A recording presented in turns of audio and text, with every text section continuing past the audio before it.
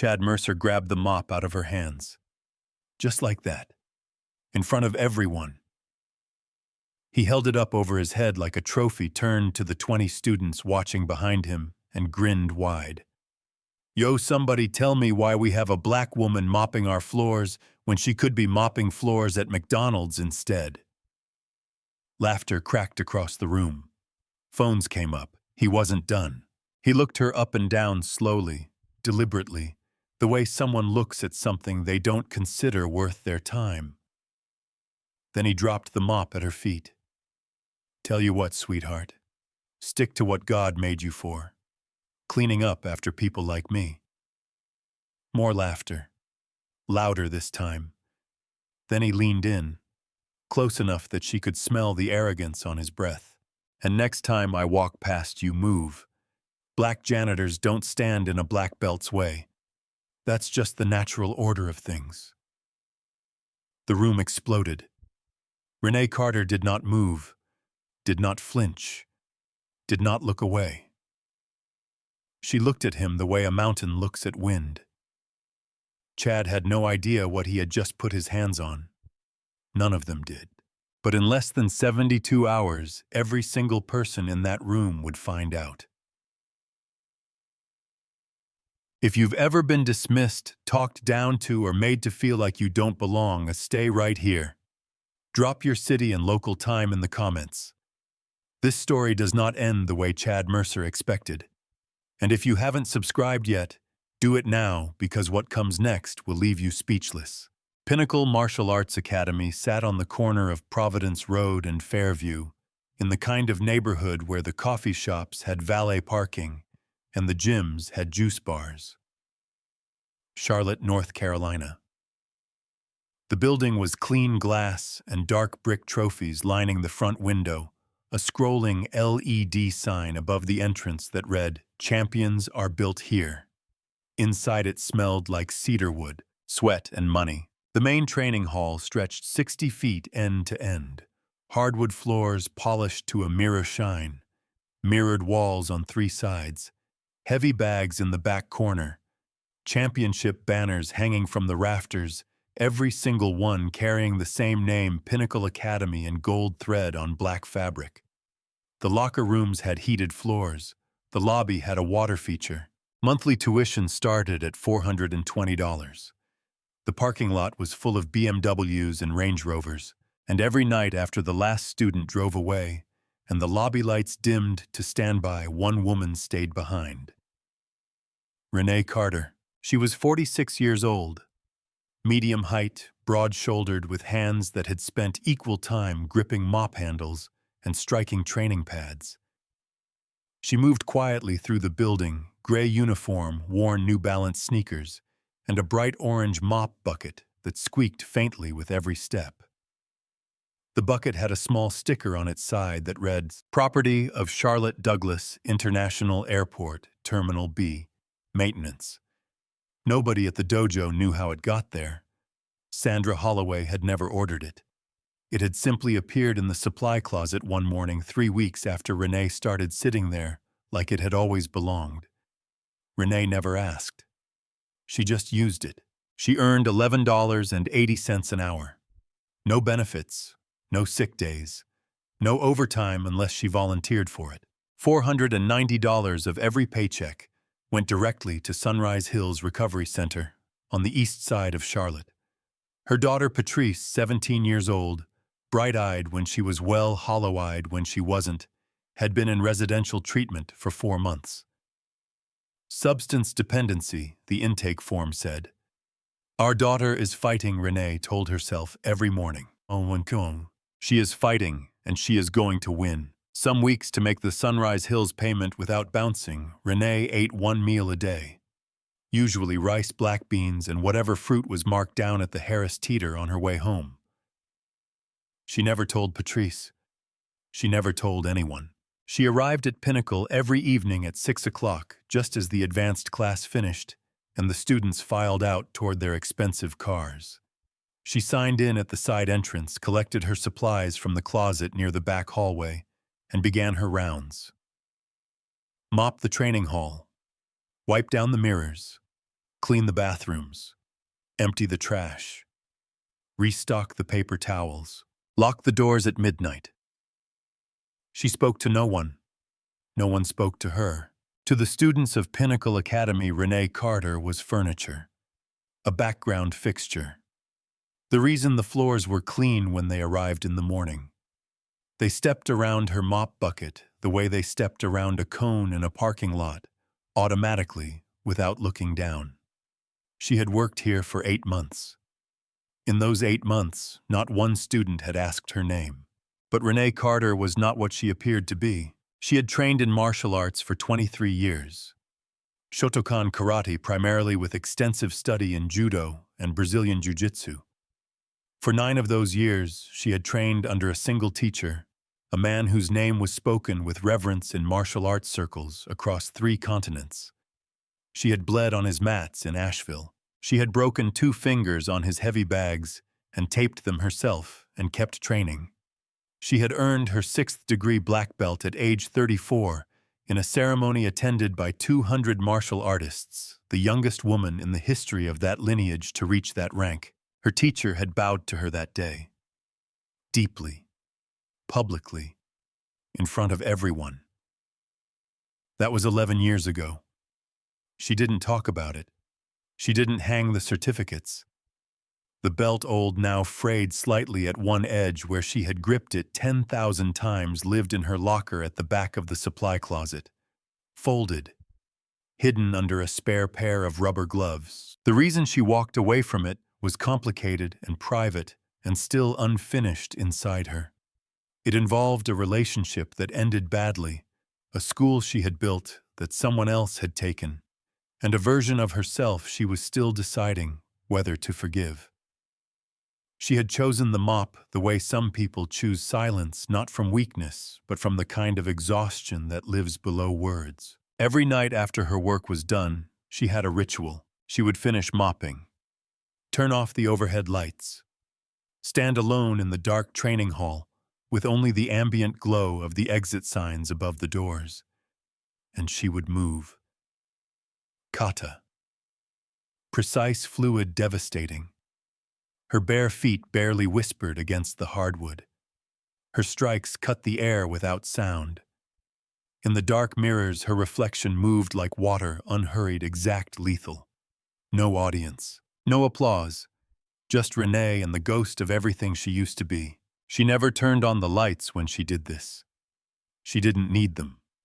One evening, Sandra Holloway, the dojo's office manager, a thin woman in her 50s who scheduled classes and handled billing and looked the other way at most things, came back for a forgotten phone charger.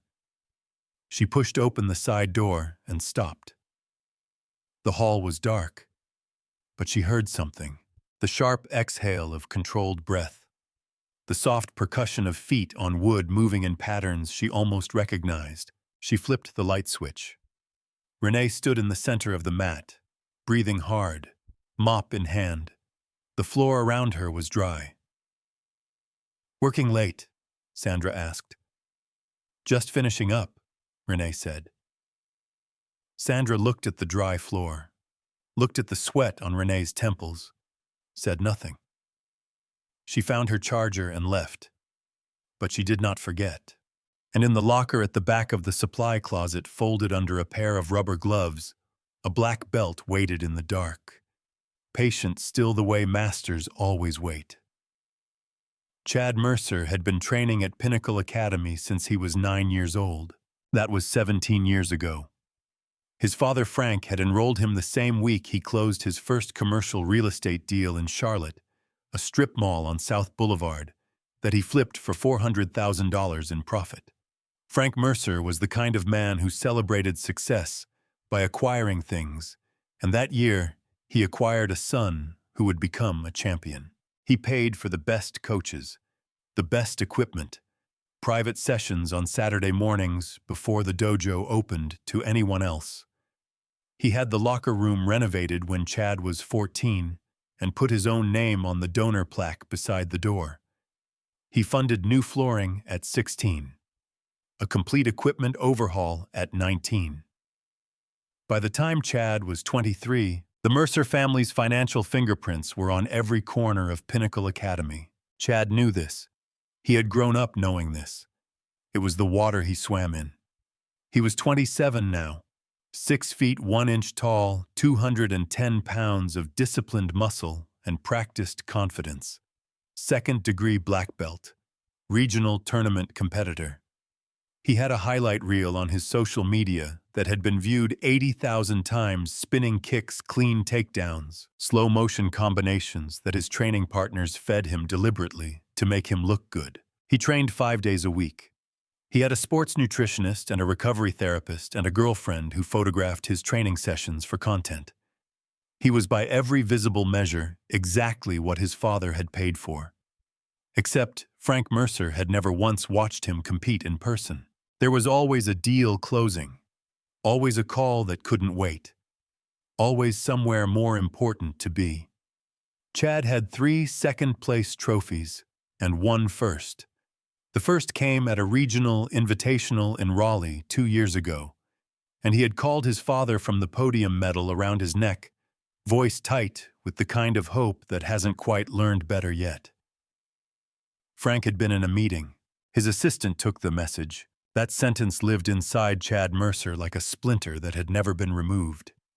Some days he didn't feel it. Other days it was all he felt.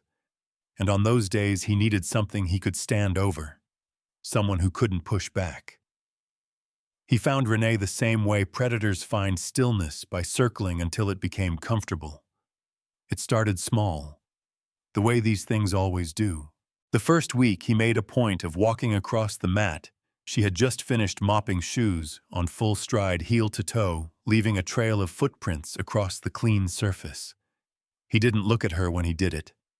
That was part of it. The deliberate not looking.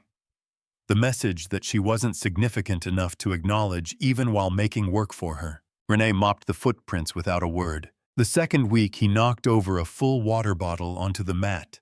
She was cleaning, the kind of knock that has an elbow behind it, the kind that isn't an accident, and kept talking to his training partner without breaking conversation. "Oops," he said, still not looking at her. "Guess you've got more work to do." His partner laughed. Renee cleaned it up. The third week, he escalated. It was a Thursday evening. Advanced class had just ended. 8 students were still on the mat, cooling down, stretching. Renee was working the far side of the hall, moving the mop in long, even strokes. Chad walked off the mat and stopped in the middle of the floor, arms crossed, watching her. Then he turned to the students behind him. "Yo, you ever notice how she keeps her head down the whole time like a robot?" He tilted his head, mock thoughtful. "Actually, no. Robots are useful." 3 students laughed. 2 didn't. One of them, a young woman named Diana Osei, 22 years old, quiet and observant, 3 months into her self-defense enrollment, looked at the floor. Her jaw tightened. She said nothing. Chad wasn't finished. He walked slowly toward Renee, stopped 8 feet away, and raised his voice just enough to make sure everyone heard. "Hey, what's your name again?" Renee stopped mopping. She looked at him. "Renee, Renee." He repeated it like he was tasting something unfamiliar. "How long you been working here, Renee?" 8 months. 8 months. He looked around at the students performing the conversation now. 8 months, and I still don't know your name. You know what that means." He smiled. "It means you're doing your job right. Invisible. That's exactly what good help looks like." He walked back to the mat, sat down to untie his belt. "Keep it up," he said without turning around. Renee stood still for 3 seconds. The mop handle was steady in her hands. Her face gave nothing away. Then she went back to work. In the corner, Diana Osei pulled out her phone. She didn't post anything. She didn't record anything. Not yet. She opened her browser and typed 2 words into the search bar: Renee Carter. The results were thin. A few local listings, an old gym registration. Nothing that explained the way this woman moved, the way she held herself, the way she had looked at Chad Mercer just now, not with fear, not with anger, but with the particular patience of someone who has already won an argument they haven't started yet. Diana put her phone away, but she didn't stop watching. That night, Chad sat at a rooftop bar downtown with two of his training partners, 3 drinks in, loud and leaning. "You should see her face when I do it," he said, grinning. Nothing. Completely blank. Like she doesn't even process it. His friend raised an eyebrow. "Maybe she doesn't care." Chad shook his head. "No, she cares. She just knows better than to say anything." He took a long sip. His smile held for a moment. Then something behind it flickered, something small and cold, and he ordered another round before it could surface. The videos started on a Monday. Chad filmed the first one without warning. He simply walked into the training hall during Renee's shift, held his phone up like a tourist at an exhibit, and began narrating. "Ladies and gentlemen, welcome to Pinnacle Academy's evening entertainment." His voice carried the easy confidence of someone who has never once considered consequences. "This is Renee. She's our, what do we call it, our ambiance specialist. Watch the form. Truly elite technique. Someone get this woman a black belt." He paused for effect. "A mop belt." He posted it that night. Caption: "Our janitor thought she worked at a dojo. Ma'am, you are the dojo entertainment."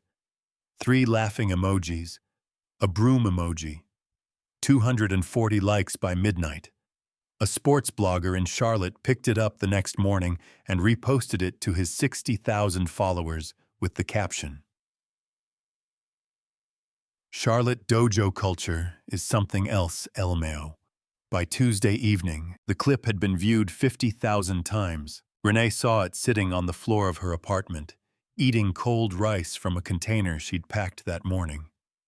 She watched it once, put the phone face down on the carpet, finished her rice, washed the container, went to bed.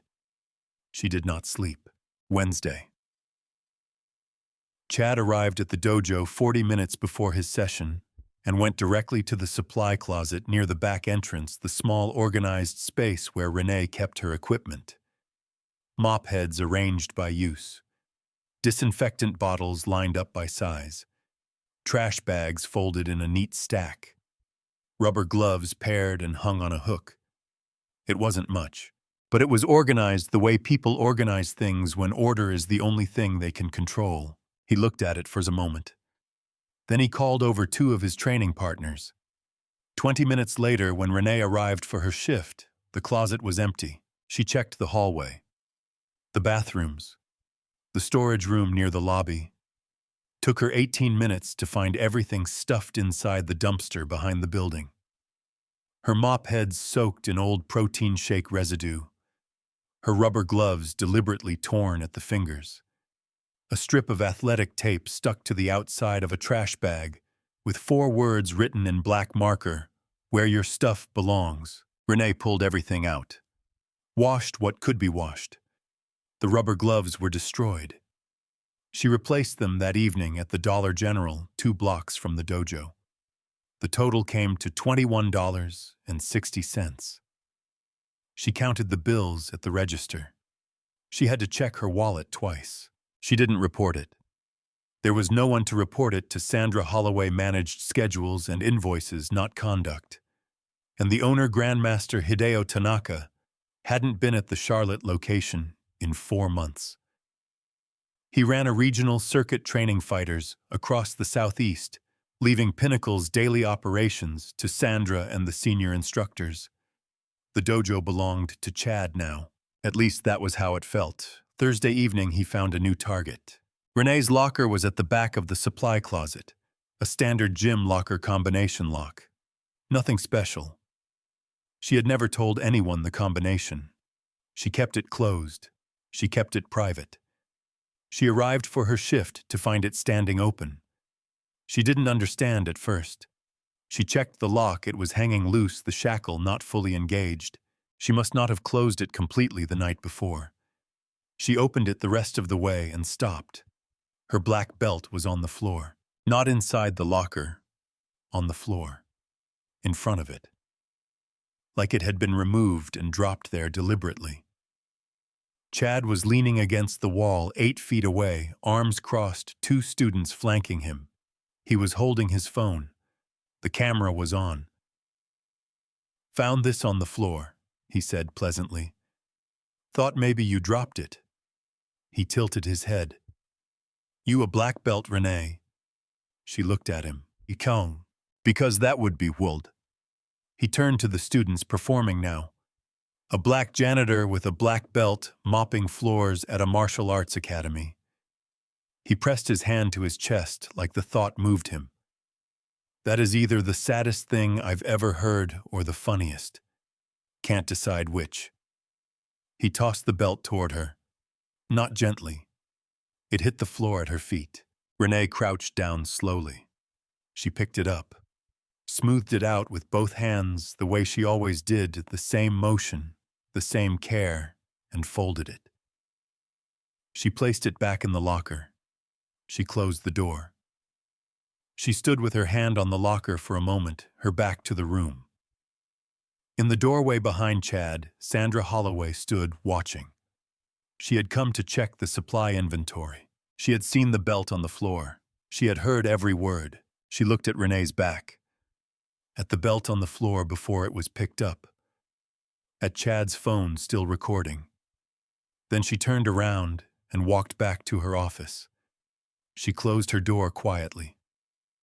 Diana Osei had been in the hallway. She had seen it too. All of it. She did not have her phone out this time. She hadn't needed it. What she had was a memory and the particular stillness of someone who is done deciding and has started planning. That night, Chad posted the locker footage. Caption: "Black janitor found a black belt." Where did you get this? Fire emojis, skull emojis, 300 likes in 40 minutes. Renee sat on her apartment floor and called Patrice. Her daughter's voice was thin, tired in the way that treatment makes you tired, all the walls down, all the energy going toward the work underneath. "You okay, Mom?" Renee closed her eyes. "I'm fine, baby. I'm always fine." "You don't sound fine. I'm just tired." A pause. Then Patrice quietly, "Mom, whatever it is, you always figure it out. You always do." Renee hung up, sat in the dark for a long time. Then she opened her phone and typed a resignation email. 2 sentences. Professional. Clean. Her thumb hovered over send for 40 seconds. She put the phone down without sending it. She wasn't sure yet what stopped her, but something had. It was a Tuesday evening, 3 weeks after the locker incident. The advanced class had run long 40 minutes over schedule, the kind of session that leaves everyone loose-limbed and loud. 20 students milling around the mat, peeling off gear, talking too much. The energy in the room was high and careless, the way energy gets when people feel comfortable in their territory. Renee was in the side hallway, working the corridor between the training hall and the men's locker room. Long, even strokes, head down. Earbuds in one ear, the other ear open the way she always kept it, old habit, the kind you don't unlearn. She heard him before she saw him. Chad had sparred poorly that evening. His combinations were sloppy, his timing half a beat off, and his training partner, a quiet 25-year-old named Marcus, who outranked him technically, but never said so, had taken him down twice cleanly in front of the group.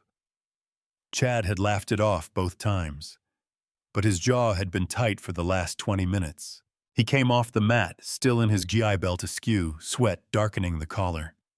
He walked past his training partners without stopping, pushed through the hallway door, and found Renee 6 feet in front of him. He stopped. She kept mopping. Something shifted in his face. The particular expression of a man who has had a bad hour and has just located something he can spend it on. He walked toward her. He didn't slow down. His hand shot out and grabbed the collar of her gray uniform. Two fingers hooked into the fabric at her shoulder and pulled. Not hard enough to throw her. Hard enough to stop her. Hard enough to make a point. Renee's mop went still. The hallway door was still swinging behind him. Through the gap, 3 students had a direct sight line. They froze. Nobody moved. Nobody said a word. Chad leaned down slightly. He had 6 inches on her and put his face close to hers. "I'm tired," he said quietly, "of seeing you everywhere I look." His grip tightened on her collar. "You people always need to be reminded of your place.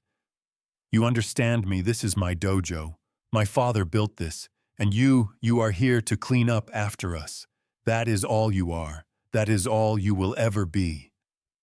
He released her. Renee did not stumble, did not reach for the wall. She stood exactly where she had been standing, upright, the mop handle vertical in both hands. Her breathing changed. It was subtle, barely visible, but it was there. The rhythm shortened, deepened, controlled. The kind of breathing that doesn't happen by accident. The kind that gets trained into the body over thousands of hours until it becomes involuntary, a switch that flips without asking permission. Her left foot moved 2 inches, no more sliding back along the floor, in a motion so small it looked like a shift in weight. Her shoulders dropped a fraction. Her hands repositioned on the mop handle without gripping it any tighter. Her body remembered. It remembered before her mind gave it permission. She looked at Chad Mercer directly. Not with anger.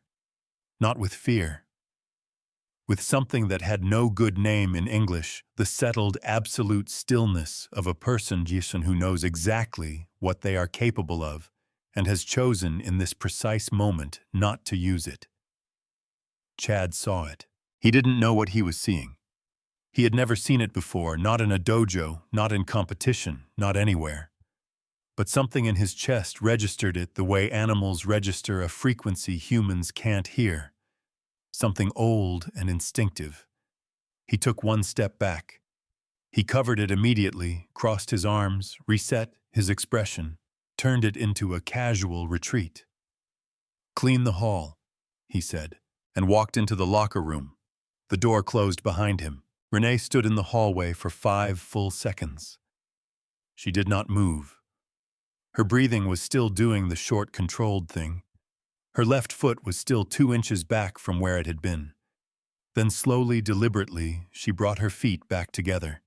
She loosened her hands on the mop handle, rolled her shoulders once, and began mopping again. In the gap of the hallway door, Diana Osei stood completely still. She had seen everything. She had been there for the collar. She had been there for the breathing. She had been there for the foot. She had also been there for the moment afterward, the moment when Renee's body had known something had moved into something, and had then deliberately, consciously stepped back out of it. Diana was studying pre-law. She understood evidence. She understood pattern. She understood that what she had just watched was not the behavior of a woman who didn't know how to fight. It was the behavior of a woman who did. She pulled out her phone. Not to record, she had already missed that window. She opened her browser and searched again. This time she didn't search Renee Carter. This time she searched Tanaka lineage black belt Charlotte NC women. The third result stopped her. It was a martial arts archive page, a tournament recap from 11 years ago. Asheville Regional Championships 2013. In the sidebar, a photograph, small, slightly grainy, the kind taken on a mid-range camera before phone photography got good.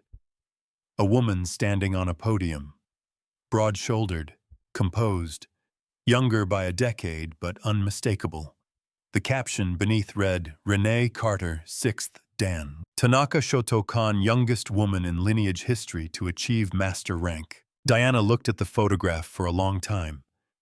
Then she looked up at the hallway, where Renee was still mopping, steady and silent, her gray uniform slightly creased at the collar, where a man's fingers had just been.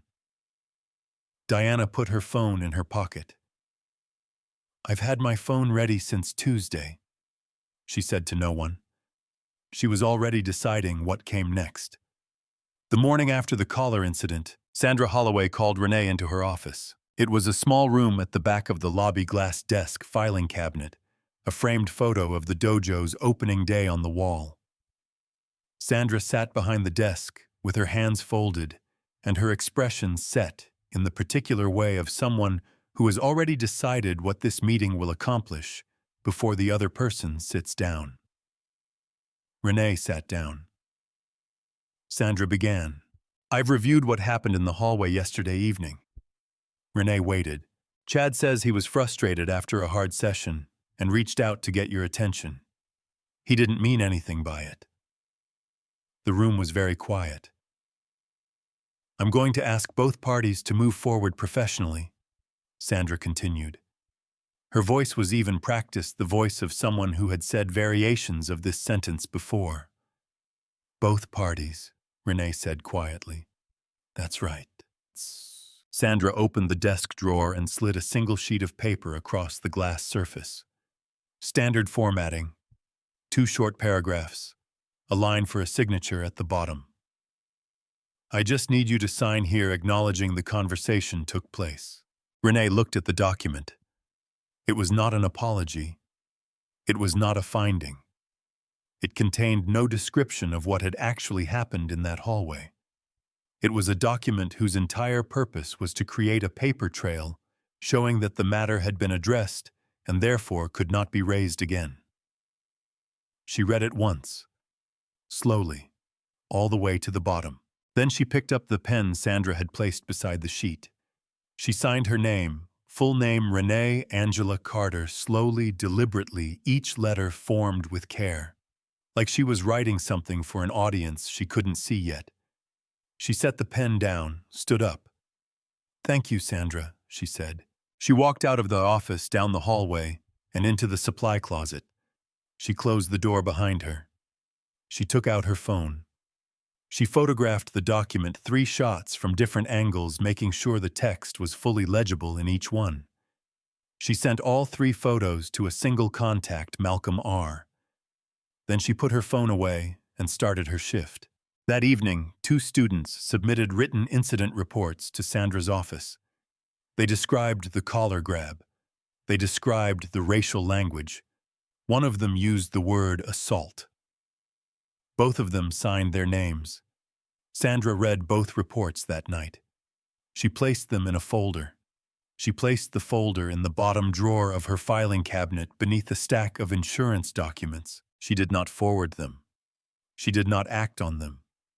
She did not acknowledge receipt to either student. She went home and made dinner and told herself it was complicated.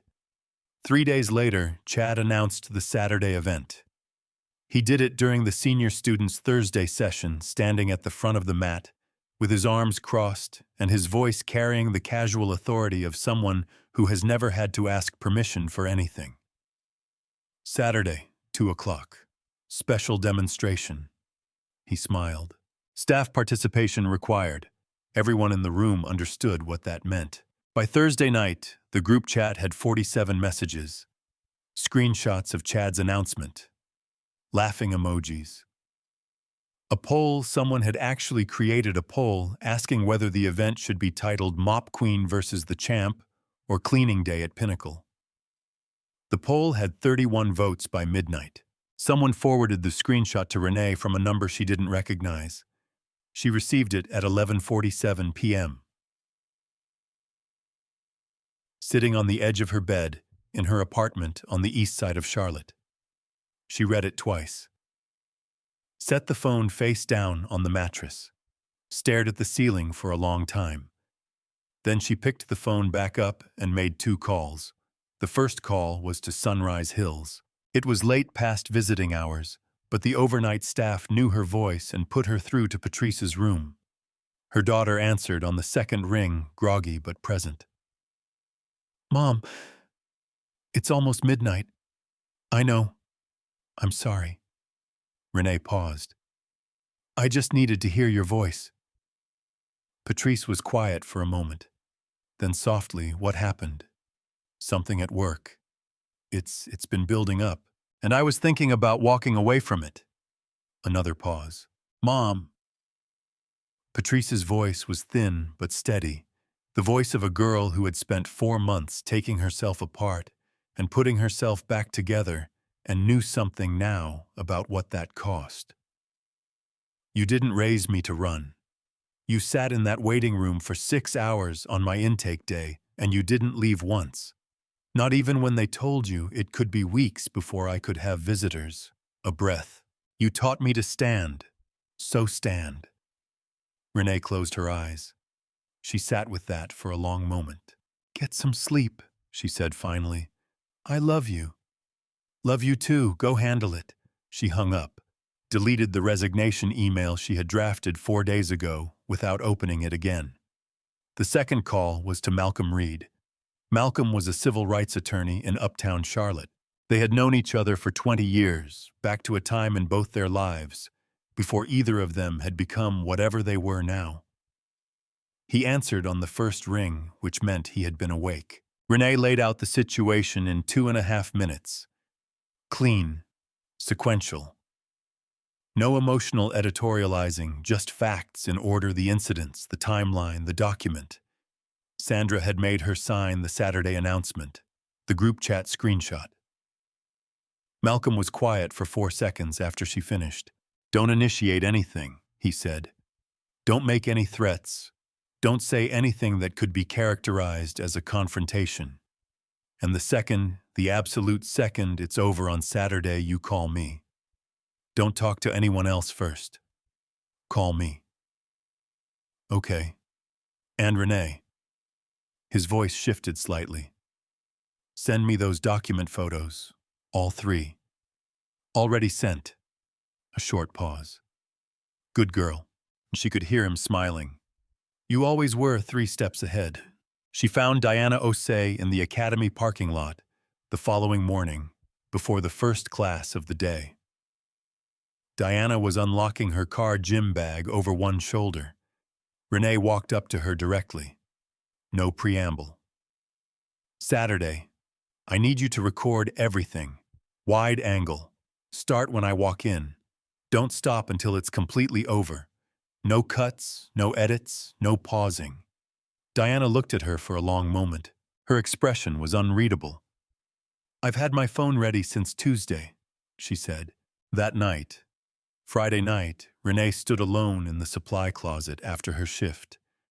She opened her locker.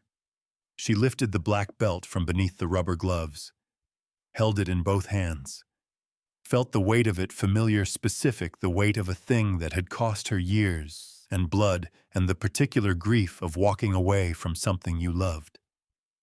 She stood there for a long time. Then she folded it carefully, placed it back, closed the locker. She wouldn't need it. Not for what came next. Saturday came the way storms do, slowly, then all at once.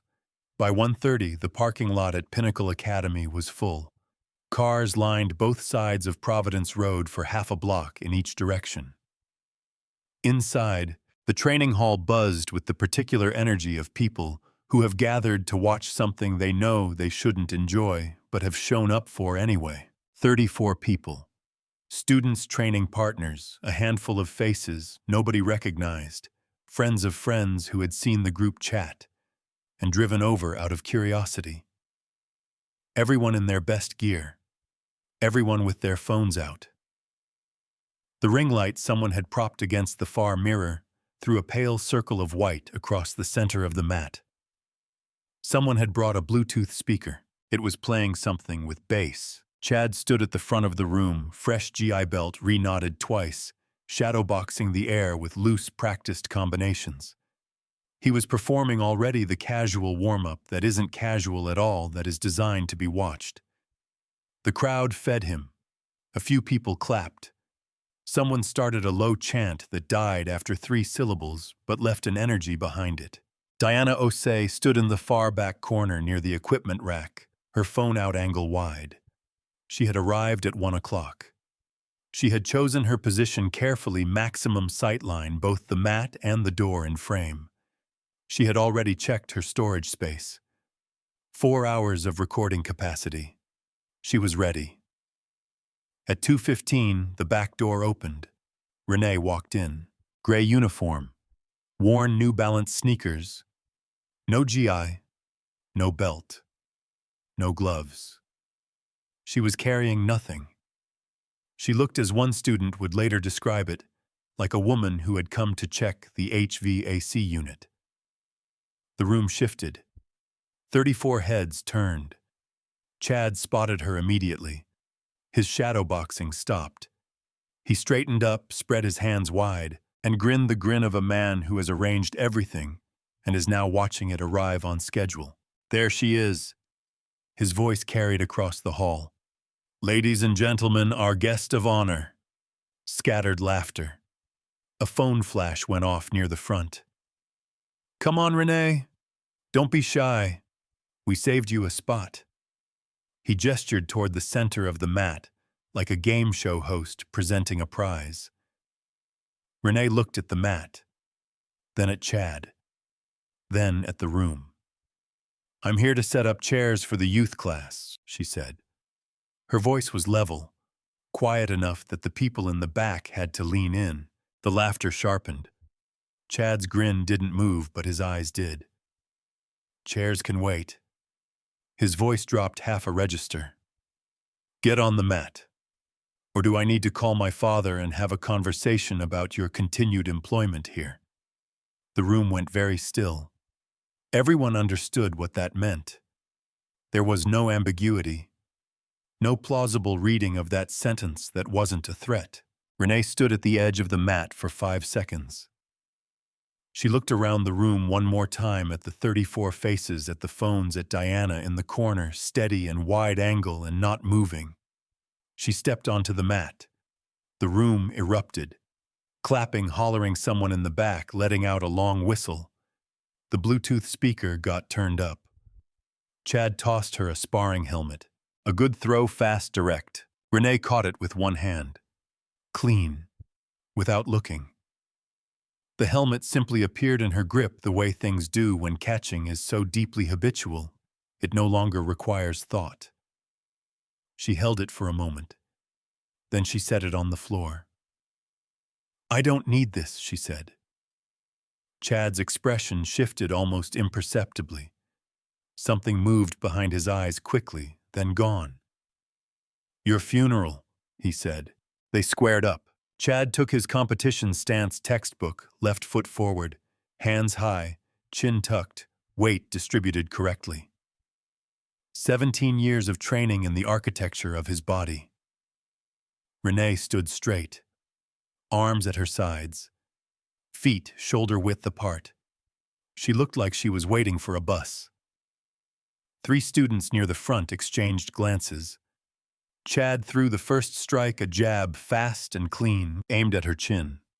The kind of jab that wins points in competition. Sharp, technically sound. Renee moved her head 2 inches to the left. The fist went past her ear. No hands raised. No step back. Just the head moving exactly as far as it needed to, and no further. Chad reset. Threw a cross harder this time, more weight behind it. Renee turned her torso. The punch grazed her shoulder and continued past. She hadn't moved her feet. The laughter in the room had stopped. Chad threw a front kick fast, snapping, aimed at her midsection. Renee pivoted on her back foot. The kick landed on air. Someone near the middle of the room whispered, "Is she reading him?" Nobody answered. Nobody was sure. Chad's breathing changed faster, shallower, the rhythm of a competitor whose internal timeline has been disrupted. He came in with a 3-punch combination jab, cross hook, the combination that had won him tournaments in 3 counties. Fast, technical, his best sequence. Renee slipped the jab. Her head rolled inside the cross, and her forearm came up a single parry, sharp and compact. The sound cracked off the mirrors like a bat hitting a ball. The hook she simply wasn't there for. She had already moved. One step offline, no panic, no hurry, no motion that wasn't necessary. Dead silence. Even the person with the Bluetooth speaker had turned it off. Chad's jaw tightened. He threw a spinning back kick, his signature, the move that opened his Instagram highlight reel, the one that had landed on every serious opponent he had ever faced. Renee read it before his body finished committing. She stepped inside the rotation. For one fraction of a second, she was standing 12 inches from his face, close enough that he could see her eyes clearly. He saw nothing there that he had expected to see. No fear, no effort, no performance, just stillness. Absolute, complete, and somehow the most frightening thing he had ever encountered on a mat. Chad charged. Wild overhand right. Everything behind it, frustration, humiliation, 3 weeks of a campaign that had just revealed its own emptiness. Renee moved like water. She stepped offline, caught his extended arm at the wrist and elbow simultaneously, and redirected his momentum with a single, clean, perfectly weighted throw. One technique. Chad's feet left the ground. For one suspended second, he was airborne, 210 pounds of second-degree black belt, rotating through empty space, and then the mat came up fast, and the impact thundered through the hall like something structural had shifted. The sound of it reached the walls and came back. Chad lay on his back, staring at the ceiling. His mouth was open. The air had left him completely. He did not get up. Renee stood over him, not posturing, not performing, just standing, breathing, steady, hands at her sides, the same position she had started in. She extended her hand downward.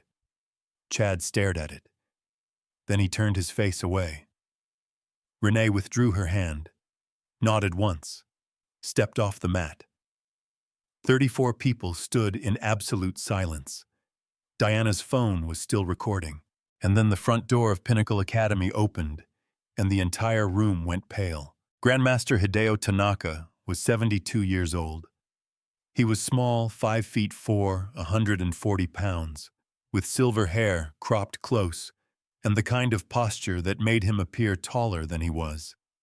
He wore a plain gray travel shirt, dark slacks, and carried a worn canvas bag over one shoulder that looked like it had crossed a dozen state lines. His face was calm in the particular way of people who have spent decades making peace with things most people never confront. He had driven 4 hours from Asheville that morning. No announcement, no scheduled visit. He had simply woken up, packed his bag, and gotten in the car. He would not explain this to anyone, but if pressed, he might have said that some things announce themselves in ways that don't use words, and that after 50 years of training the body to listen, he had learned not to argue with what it heard. He pushed open the front door of Pinnacle Academy and stepped inside. The lobby was empty, the front desk unstaffed. From the training hall ahead came a silence so complete it had texture, the specific silence of a large group of people who have all stopped breathing at the same moment. Tanaka set his bag down on the lobby bench. He removed his shoes. He set them neatly beside the door heels aligned, the automatic precision of a man for whom respect is not a decision, but a reflex. He walked to the training hall entrance and stopped. His eyes moved across the room slowly, the way experienced eyes move, taking inventory, without appearing to reading the space the way you read a page. 34 people standing in a loose semicircle, phones still raised. A young woman in the far corner with a wide-angle shot. A man on the floor, large gi disheveled, staring at the ceiling with the expression of someone recently separated from a certainty they had carried their whole life. And in the center of it all, standing at the edge of the mat, in a gray uniform, arms at her sides, breathing steady, Tanaka went very still. He stood in the doorway for 3 full seconds. Then something moved across his face that no one in the room had vocabulary for. It was not surprise. It was not shock. It was the expression of a man who has been looking for something for a very long time and has just found it exactly where he should have known to look. He walked forward. The crowd parted without being asked the way crowds part for people who carry a certain kind of gravity, the kind that isn't performed, that simply exists and announces itself. He crossed the lobby tile. He stepped onto the hardwood of the training hall. His socked feet made no sound. He walked to the center of the mat. He stopped in front of Renee Carter. The room held 34 people, and not one of them moved. Diana's phone was steady. The ring light hummed faintly against the silence. Tanaka looked at Renee for a long moment. His expression was open, unguarded, the face of a man who has set down every performance he ever carried and is simply present.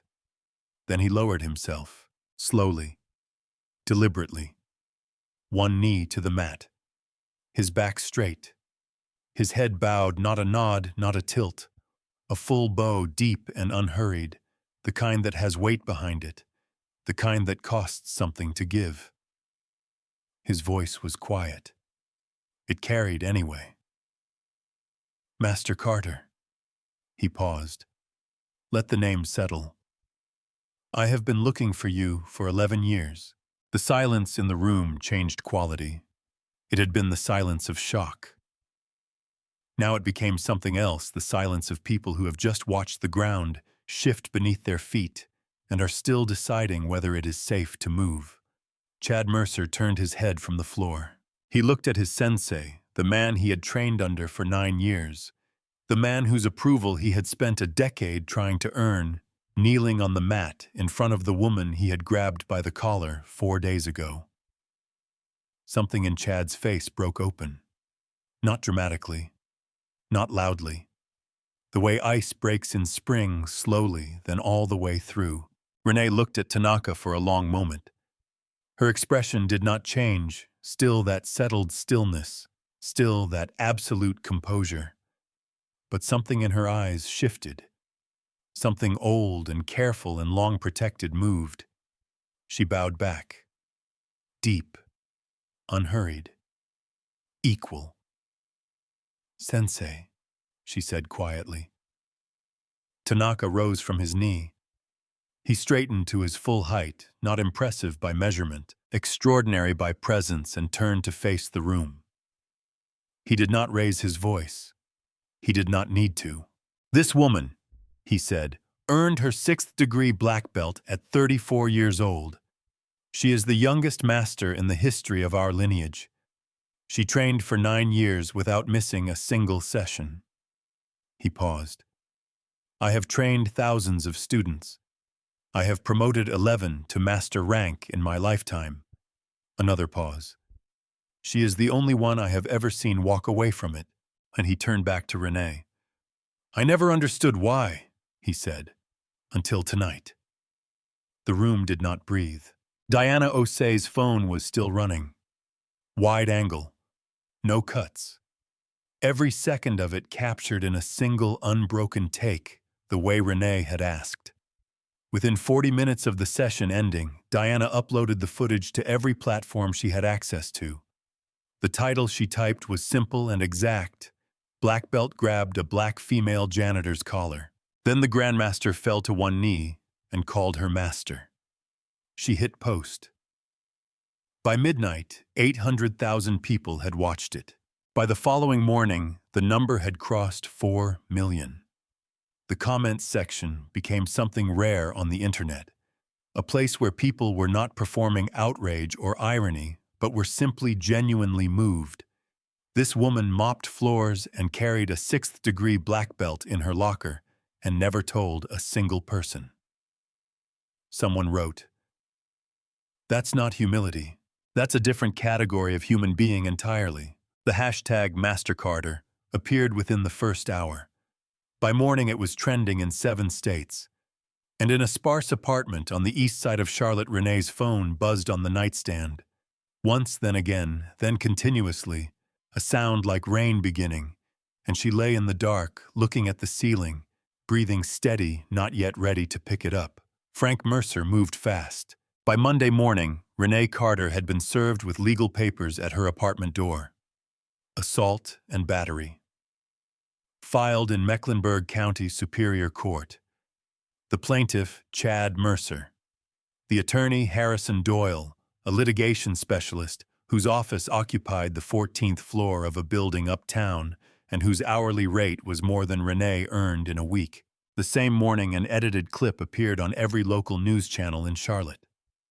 12 seconds long. It showed Renee executing the throw, Chad airborne. Chad hitting the mat, Chad on his back. No context. No build-up.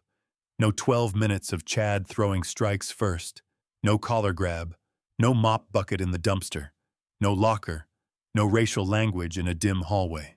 Just a large woman in a gray uniform slamming a younger man to the floor. Channel 4 ran the headline, "Violent Altercation at Charlotte Dojo Janitor Attacks Student."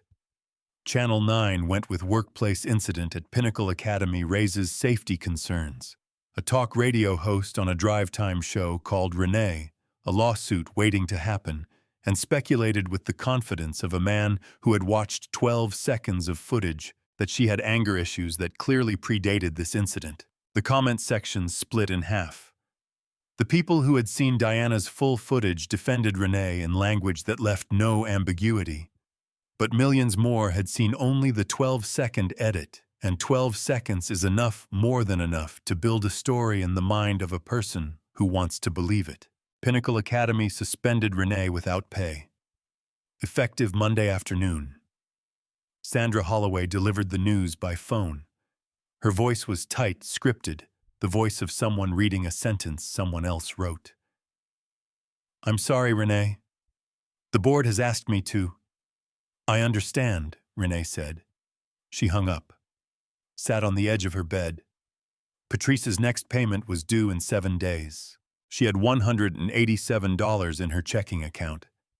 She called Malcolm Reed. He had already seen everything. He was already working. Within 48 hours, Malcolm filed a motion to preserve all security camera footage from Pinnacle Academy for the preceding 90 days. He subpoenaed Diana Osei's unedited footage, all 41 minutes of it, including the pre-event setup and everything after. He requested Chad Mercer's complete disciplinary history at the academy. Then Sandra Holloway called him. She asked for a meeting. He said yes. She came to his office on Wednesday morning with a folder under her arm and the expression of a woman who has been carrying something heavy for a long time and has finally decided to set it down. She sat across from Malcolm and placed the folder on his desk. Inside, 3 written complaints filed against Chad Mercer over the past 3 years. The first from a female student who quit after Chad made repeated comments about her appearance during sparring sessions. The second from a male part-time instructor Chad had threatened during a disagreement over technique. The third from 2 students jointly filed 4 days ago describing the collar grab and the racial language. Every complaint had been received, acknowledged, and buried.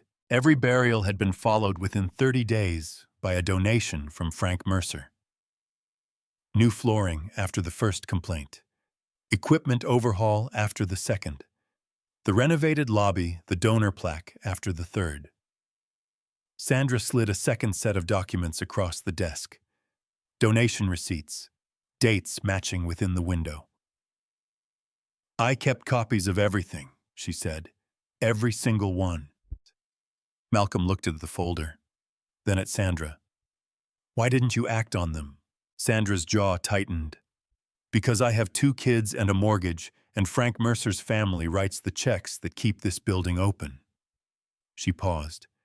Same reason Renee kept mopping. The mediation hearing was held the following Thursday.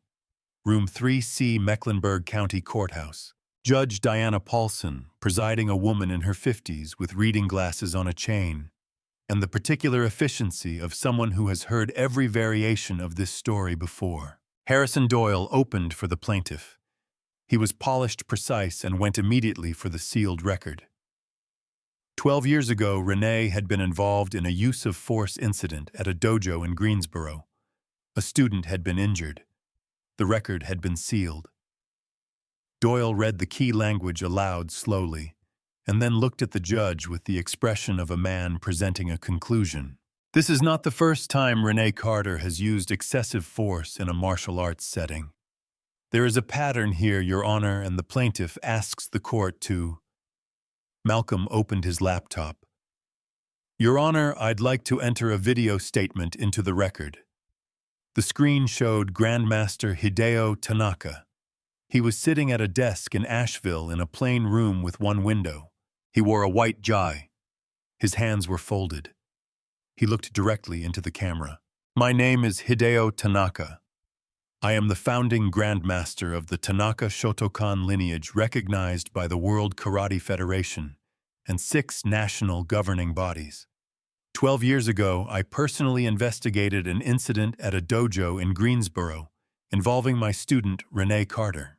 A junior student, a black teenage girl, was subjected to a sustained, racially motivated attack by 2 senior male students during a closed session. Renee Carter intervened. She used the minimum force necessary to stop the assault. I sealed that record myself at the request of the junior student's family to protect the child's identity. He paused. The only thing Renee Carter has ever done with her training is protect people who needed protecting, including, apparently, herself. The room was very quiet. Frank Mercer's attorney leaned over and whispered something. Frank's expression had been tightening for the last 10 minutes. He raised his hand. Your Honor, my client is prepared to discuss a private settlement. No. Renee's voice was quiet. It stopped the room completely. Everyone looked at her. It was the first word she had spoken in the entire proceeding. No settlement, she said. No NDA. I want a public finding, on the record. Then Doyle placed a photograph on the table.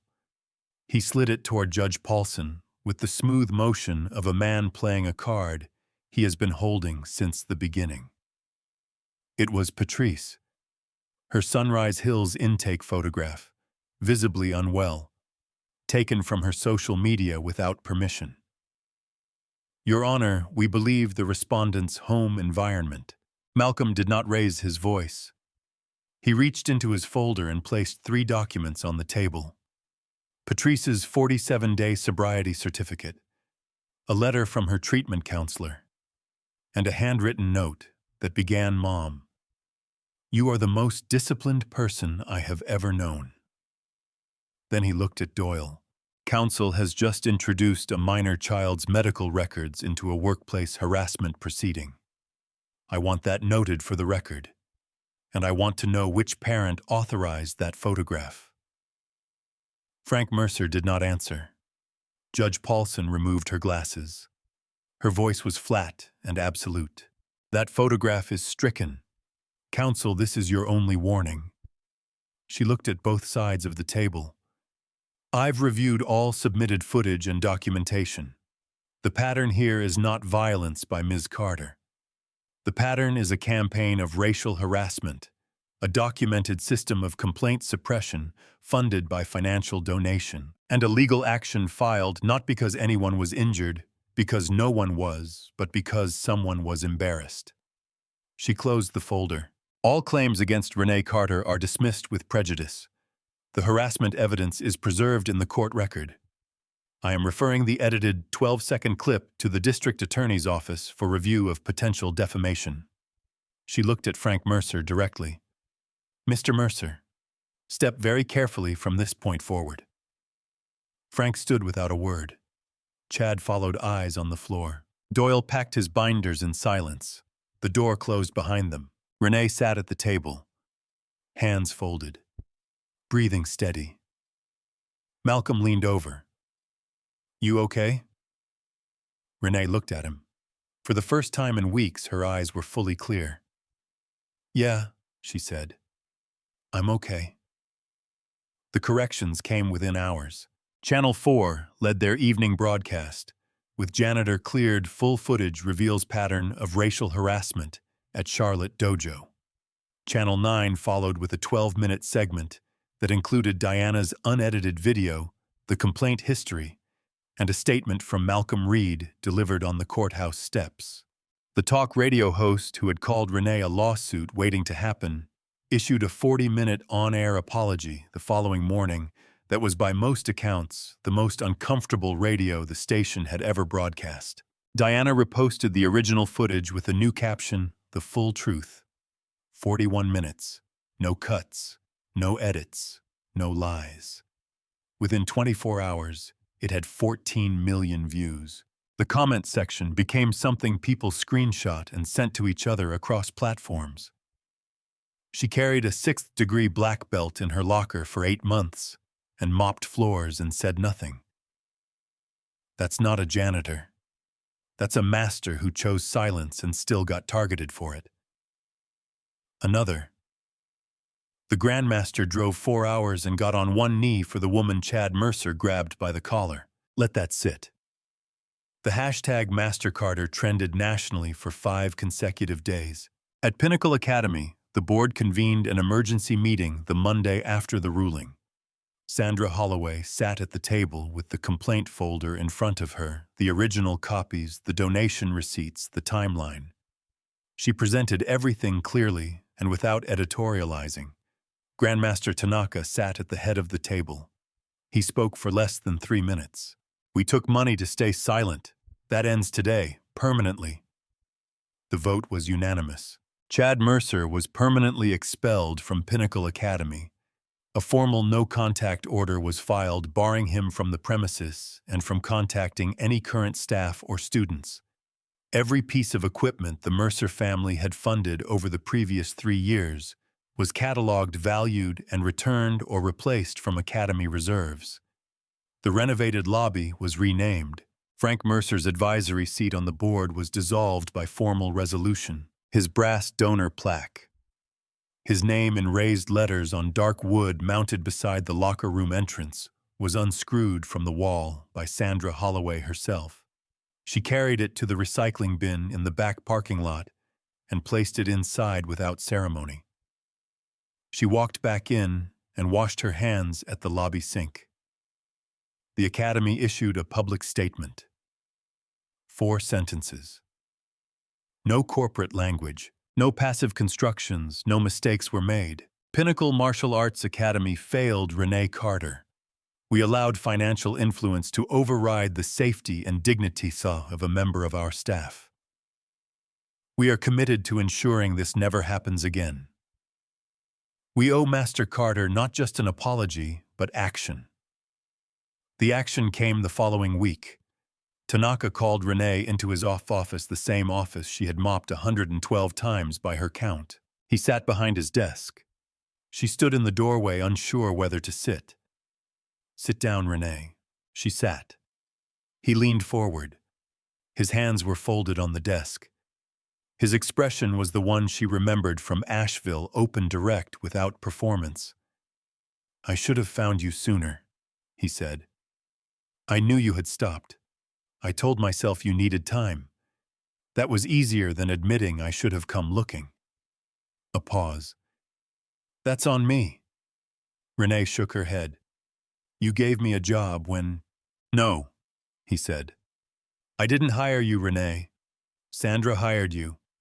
I didn't know you were here until 3 weeks ago when one of the junior instructors mentioned the name." His voice was even. "I drove 4 hours because I was ashamed it took me that long." The room was quiet. He slid something across the desk. A folded G-white clean pressed. A black belt resting on top of it, new, with 6 stripes at the end. Her rank restored in fabric. Head instructor, full-time, full benefits. Your name on the schedule and on the door. Renee looked at the GI. She didn't touch it right away. "I want to run a program," she said. "Free, open enrollment. For women who've been told they don't belong here, in a boardroom, in a courtroom, anywhere. Women who've been grabbed by the collar and told to know their place." She looked at him. "I want to give them what nobody gave me. The right to stand without being afraid of what it costs." Tanaka looked at her for a long moment. That, he said, is the only program I was going to suggest. The first class of the Invisible Belt program was held on a Saturday morning 6 weeks later. Free admission. Open to the public. No experience required. Renee stood at the front of the mat in her GI for the first time in 11 years. The black belt was tied at her waist, not hidden, not folded, not underneath anything. Tied, visible, exactly where it belonged. 28 women showed up. Hotel housekeepers, hospital custodians, a school cafeteria cook who drove 50 minutes, a night shift warehouse worker, a woman who had cleaned offices in uptown Charlotte for 19 years and had never once been asked her name by anyone she worked for. Renee bowed to them. They bowed back. In the second row, standing straight with her hands at her sides, was Patrice. 47 days sober. Freshly discharged from Sunrise Hills the previous Thursday. She had called her mother from the parking lot of the recovery center and said, "I want to come to your first class." "Is that okay?" Renee had said yes before the sentence was finished. Now Patrice stood in the second row watching her mother teach, and her expression was the particular expression of a person who is seeing someone they love be fully, completely themselves for the first time, or perhaps for the first time in the way that could be witnessed. At the end of the class, Renee's phone was propped against the mirror. A video call. Tanaka on the screen watching from his office in Asheville, hands folded expression, unreadable, in the specific way of people who are moved and have decided not to hide it. When the class ended, and the students bowed, and the room began to breathe again, Patrice walked to the front of the mat. She stood in front of her mother. She looked at the black belt, at the GI, at the room that had once been cleaned in secret and was now filled with women learning to stand. "That's my mom," she said to no one in particular. Her voice was barely above a whisper. "That's who she is." Renee looked at her daughter. She did not look away. 6 months later, the Invisible Belt program had 111 students enrolled. 3 other academies in North Carolina had adopted the curriculum. Inquiries had come from Chicago, Houston, and Baltimore.